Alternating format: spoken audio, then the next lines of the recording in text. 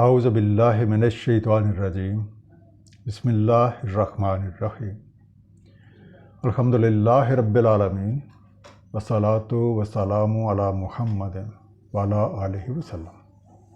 انشاءاللہ آج ہم سورہ الحشر کے تیسرے یعنی آخری رکوع کا مطالعہ کریں گے۔ حسب سابق پچھلے ہفتے پڑھے گئے دونوں رکوع کا ایک مختصر سا خلاصہ۔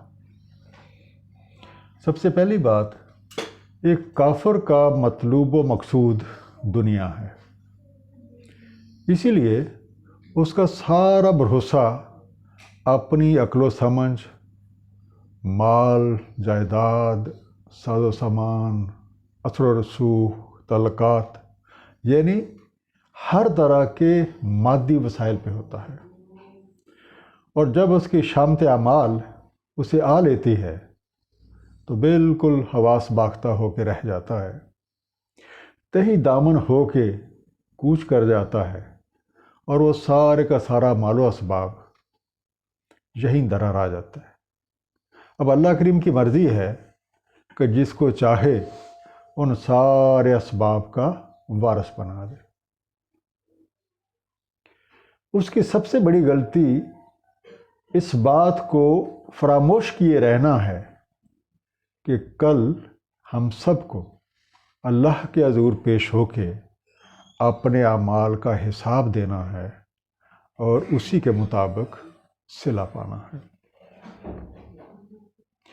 آفاق کی بحکم ربی تقسیم کا مقصد یہ ہے کہ مال و دولت معاشرے میں محض چند ہاتھوں تک محدود نہ ہو کے رہ جائے، بلکہ یہ پورے معاشرے میں گردش کرتی رہے، تاکہ سب لوگ اس کے اچھے اثرات سے مستفید ہو سکیں۔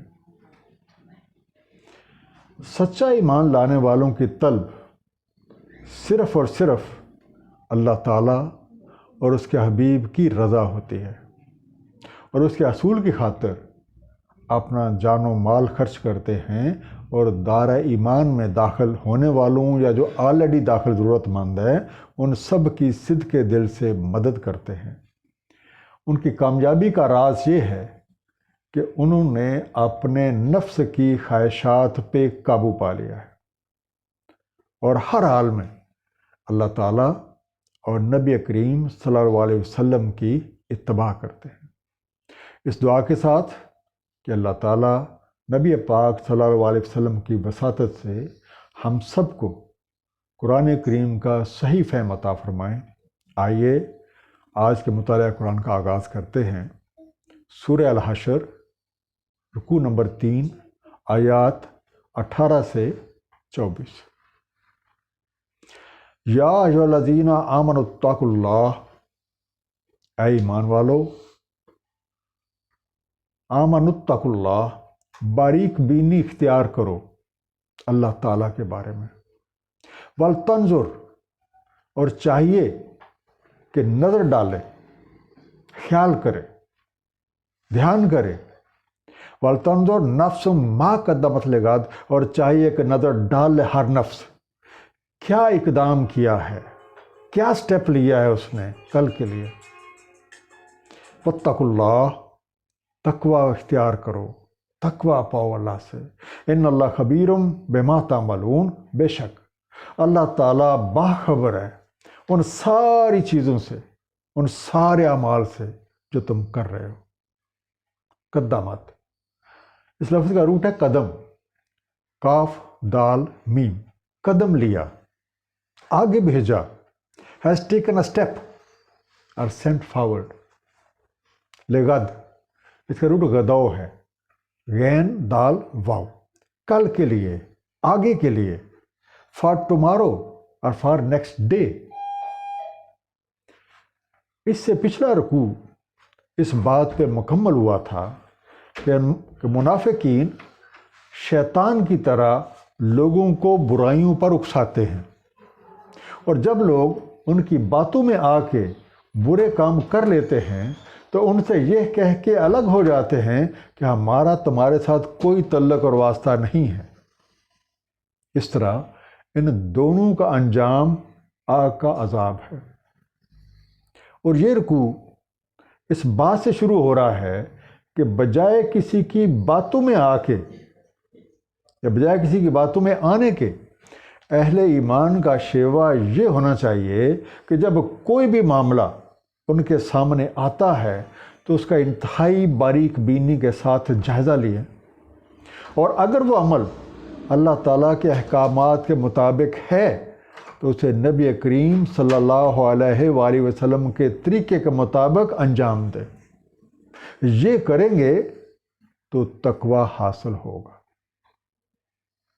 وَلَا تَكُونُوا، اور تم مت ہو جانا کالذین نسوا اللہ، ان لوگوں کی طرح جنہوں نے بھلا دیا اللہ تعالیٰ کو، فَأَنسَاهُمْ أَنفُسَهُمْ، تو پھر اس نے بھلا دیا انہیں ان کے انفس۔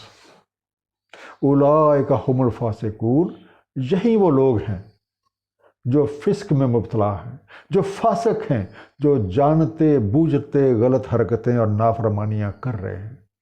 لا یستوی اصحاب النار و اصحاب الجنہ، نہیں ہے مساوی اصحاب النار اور اصحاب الجنہ، دونوں برابر نہیں ہو سکتے، جو آگ میں جانے والے ہیں اور جو جنت نشیں ہوں گے۔ اصحاب الجنت ہم الفائزون، اصحاب جنت وہی تو کامیاب ہیں۔ نسو کا روٹ ہے نسی، نون سین یہ، بھول گئے، فرگاٹ۔ اب اس آیت میں دوسری نصیحت ہے ایمان والوں کے لیے۔ اللہ تعالیٰ کو بھلا دینا اہل ایمان کا شیوا ہی نہیں ہے۔ بھلا دینے کا مطلب اللہ کے احکامات کو پس پش ڈال کے اپنی من مرضیاں کرتے رہنا ہے، اور اس حقیقت کو فراموش کر دینا ہے کہ کل کو ہمیں اللہ کے حضور پیش ہو کے اپنے سارے اعمال کا حساب دینا ہے۔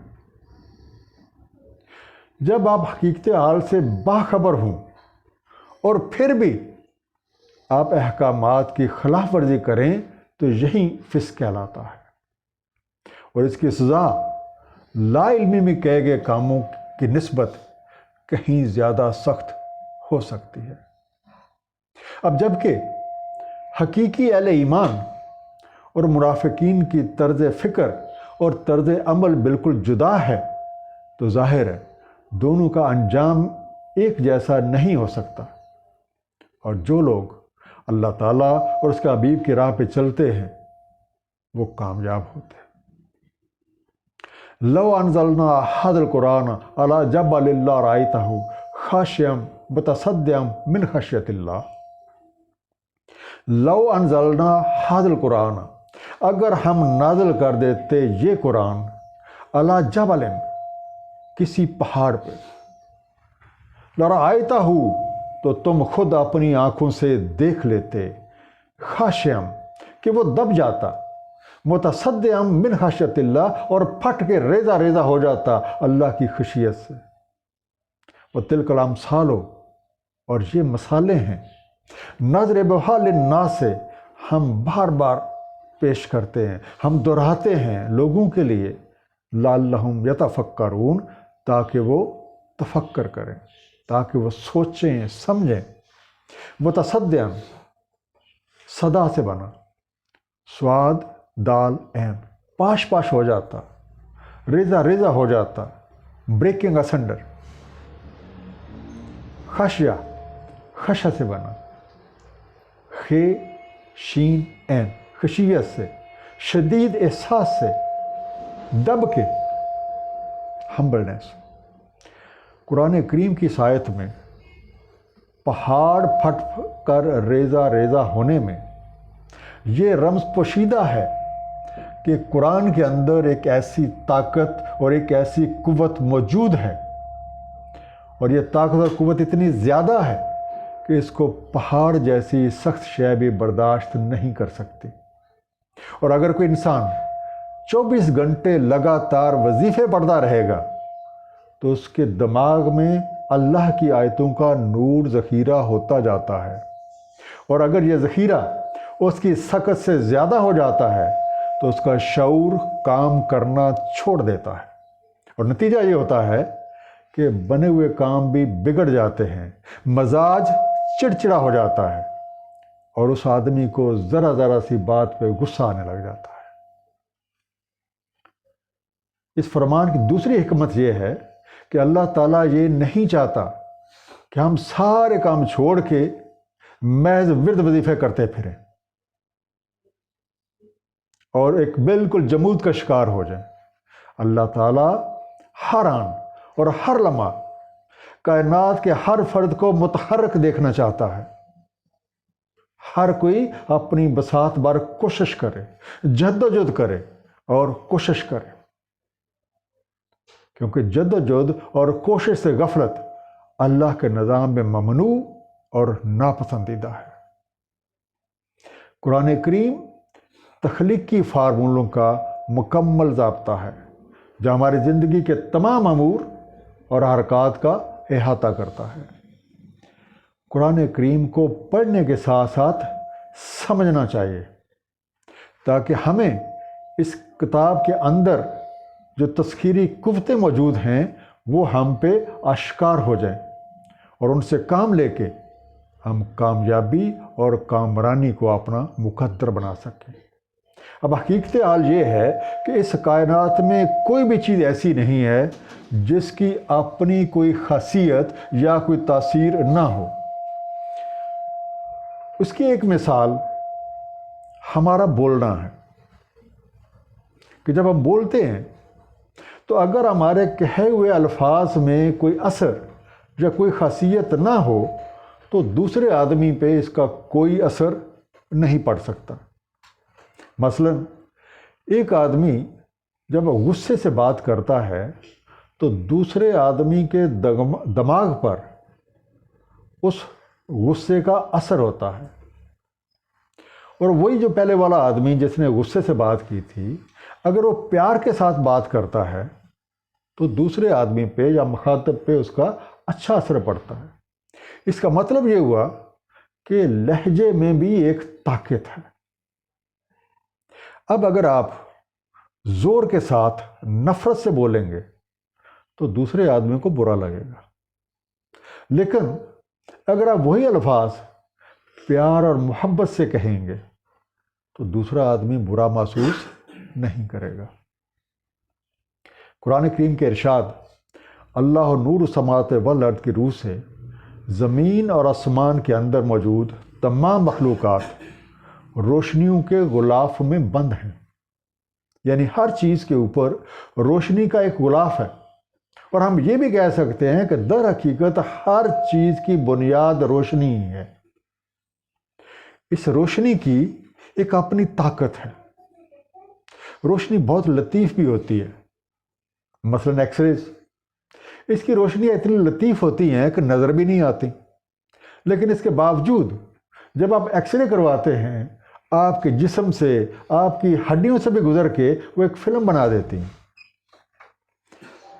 اس طریقے سے یہ نقطہ سامنے آتا ہے کہ جب ہم اللہ کریم کے کسی اسم کا، قرآن کریم کی کسی آیت کا یا قرآن کریم کی کسی سورت کا لگاتار ورد کرتے ہیں تو اس ورد کی وجہ سے اس لفظ کی، اس آیت کی یا اس سورت کی روشنی ہمارے اندر منتقل ہو کے ذخیرہ ہو جاتی ہے، اور اگر یہ کام کسی مرشد کامل کی زیر نگرانی میں کیا جائے گا تو روشنی کے اس ذخیرے سے حیرت انگیز مفید کام لیے جا سکتے ہیں، اور اگر آپ بذات خود ہی یہ سارا کچھ کریں گے تو نقصان کا خدشہ رہتا ہے۔ هو اللہ الذی لا الہ الا ہو، وہی اللہ ہے جس کے سوا کوئی الہ نہیں، عالم الغیب و شہادہ، تو علم رکھتا ہے، وہ عالم ہے غیب کا اور شہود کا۔ هو الرحمن الرحیم، وہی الرحمن ہے، وہی الرحیم ہے۔ الغیب، غیب سے بنا، غین یہ بے، غائب، ان دیکھا، ان سین۔ الشہادہ، شہد سے بنا، شین ہے دال، جس کا مشاہدہ ہو رہا ہے، being seen or being witnessed۔ اب سورہ حشر کی یہ جو آخری 3 آیات ہیں، ان میں اللہ تعالیٰ کے تعارف کے طور پہ اللہ کریم کی کچھ صفات کا ذکر ہے، اور اس آیت میں یہ بات واضح فرما دی گئی ہے کہ کائنات کی بنیاد اللہ تعالیٰ کا علم ہے۔ اس کی صفات الرحمن اور الرحیم کی بدولت مختلف تخلیقات سامنے آ رہی ہیں اور اپنا اپنا تشخص برقرار رکھے ہوئے ہیں۔ هو اللہ الذی لا الہ الا ہو، وہی اللہ تعالیٰ ہے جس کے سوا کوئی الہ نہیں۔ المالک القدوس السلام المومن المحیمن العزیز الجبار المتکبر، مالک ہے، تقدس والا ہے، سلامتی دینے والا ہے، امان دینے والا ہے، نگہبان ہے، عزت والا ہے، زور آور ہے، بڑائی والا ہے۔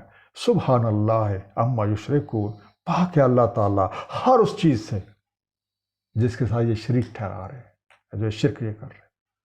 اللہ تعالیٰ اس کائنات کا خالق اور مالک حقیقی ہے، سب کچھ اسی کے قبضہ قدرت میں ہے، اور اس کائنات کا سارا وجود، اس کائنات کی ہر ایک چیز اسی کے مرہون منت ہے۔ وہ وحدہ لا شریک ہے، کسی کے ایسا سمجھنے سے یا نہ سمجھنے سے اس کی شان میں کوئی فرق نہیں آتا، بلکہ ایسا کرنے والا خود اپنے لیے ہی مشکلات کا سامان پیدا کر لیتا ہے۔ وہی مالک ہے، اسی لیے تو تمام اختیارات بھی اسی کے پاس ہیں، اسی لیے تو ہر طرح کی تقدیس اسی کے لائق ہے۔ وہ اپنی تمام مخلوقات کی حفاظت کرنے والا، ان کی ضروریات کے مطابق وسائل پیدا کرنے والا اور ہر چیز پہ مکمل عبور رکھنے والا ہے۔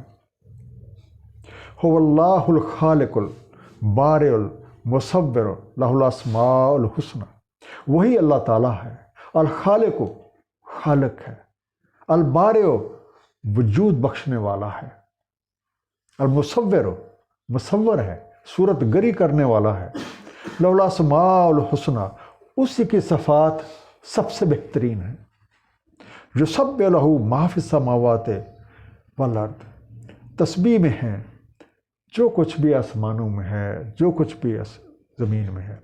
وہو العزیز الحکیم، اور وہی عزت والا ہے، با حکمت ہے۔ خلق کرنا اللہ کریم کی ایک بہت بڑی صفت ہے، اور وہ عدم سے وجود میں لانے پہ قادر ہے۔ اللہ تعالیٰ نے انسان کو بھی تخلیقی صفت دے رکھی ہے، لیکن انسان اس تخلیق کی صلاحیت کو استعمال کرنے کے لیے اللہ تعالیٰ کے پیدا کردہ وسائل کا محتاج ہے، جبکہ وہ قادر مطلق جب بھی کسی چیز کا ارادہ کر لیتا ہے تو اس کا امر کن اسے وجود میں لانے کا سبب بن جاتا ہے، اور تمام وسائل بذات خود وجود میں آ کے وہی شکل اختیار کر لیتے ہیں جو اس عظیم عظیم منصوبہ ساز کے ذہن میں ہوتے ہیں۔ اللہ تعالیٰ نے اس نظام کائنات کو چلانے کے لیے ایک بہترین نظام تخلیق کر رکھا ہے، جس کی بنیاد غیر جانبداری اور خیر خواہی ہے۔ ہر کوئی اسی کا محتاج ہے، اور وہ بے احتیاج ہے، اسی کی بادشاہی ہے، اور ہر طرح کی حمد اسی کے لیے ہے۔ الحمدللہ رب العالمین۔ ایک مختصر سا خلاصہ پوری سورہ کا، ایک کافر کا مطلوب و مقصود دنیا ہے، اسی لیے اس کا بھروسہ مادی وسائل پہ ہوتا ہے، لیکن ایک دن تہی دامن ہو کر کوچ کر جاتا ہے، اور اللہ تعالیٰ جس کو چاہے اس کا وارث بنا دیتا ہے۔ اور اس کی سب سے بڑی غلطی اس بات کو بھولے رہنا ہے کہ کل اپنے رب کے حضور پیش ہو کر ہم نے اپنے تمام اعمال کا حساب دینا ہے۔ افاقی بحکم ربی تقسیم کا مقصد یہ ہے کہ مال و دولت محض چند ہاتھوں تک محدود نہ رہے، بلکہ یہ پورے معاشرے میں گردش کرتی رہے، تاکہ سب لوگ اس کے اچھے اثرات سے بہرہ مند ہوں۔ سچا ایمان لانے والوں کا مقصود صرف اور صرف رضائے الہی کا حصول ہے، اور ان کی کامیابی کا راز اپنے نفس پہ قابو پا لینا اور ہر حال میں اللہ تعالیٰ کے رسول نبی پاک صلی اللہ علیہ وآلہ وسلم کی اتباع کرنا ہے۔ منافقین کے برعکس اہل ایمان کا شیوا یہ ہے کہ وہ ہر معاملے کا انتہائی باریک بینی کے ساتھ جائزہ لیتے ہیں، اور اگر وہ معاملہ اللہ تعالیٰ کے احکامات کے مطابق ہوتا ہے تو اسے نبی کریم صلی اللہ علیہ وآلہ وسلم کے طریقے کے مطابق انجام دیتے ہیں۔ قرآن کریم میں ایسی قوت اور طاقت موجود ہے جو کسی بھی پہاڑ کو ریزہ ریزہ کر سکتی ہے، لیکن اس قوت کو حاصل کرنے اور اس کا صحیح استعمال سیکھنے کے لیے اللہ تعالیٰ کے کسی دوست کی رہنمائی بہت ضروری ہے۔ ہماری یہ کائنات اللہ کریم نے تخلیق فرمائی ہے۔ یہ کائنات در حقیقت اسی کی خوبصورت صفات کا مظاہرہ ہے، وہی اس کا حقیقی مالک ہے، اس لیے وہی ہماری بندگی اور وہی ہماری تعریف کا حقدار ہے۔ الحمدللہ رب العالمین۔ اللہ تعالیٰ ہم سب کو سمجھنے کی اور اس پہ عمل کی توفیق عطا فرمائے۔ صدق اللہ العلی العظیم۔ صلی اللہ تعالیٰ علی حبیب محمد وآلہ وسلم۔